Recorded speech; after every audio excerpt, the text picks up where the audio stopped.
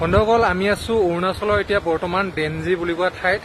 আৰু কিমান গৰমত সোমাই থাকিম অসমত বুলি কোৱা নিচিনা এতিয়া আছো অৰুণাচলত মজা চাওক এইফালে ঠাই চাওক পাহাৰ চাওক ওৱাও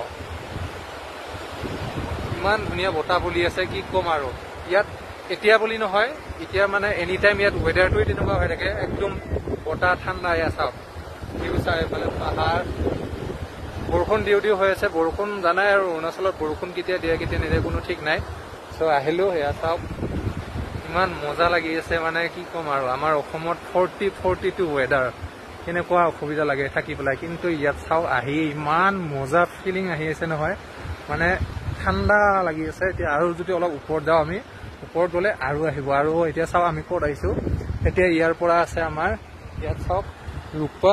ৰূপা 61 কিলোমিটাৰ আছে আৰু খালাকটাং আৰু আছে কিমান 3 কিলোমিটাৰ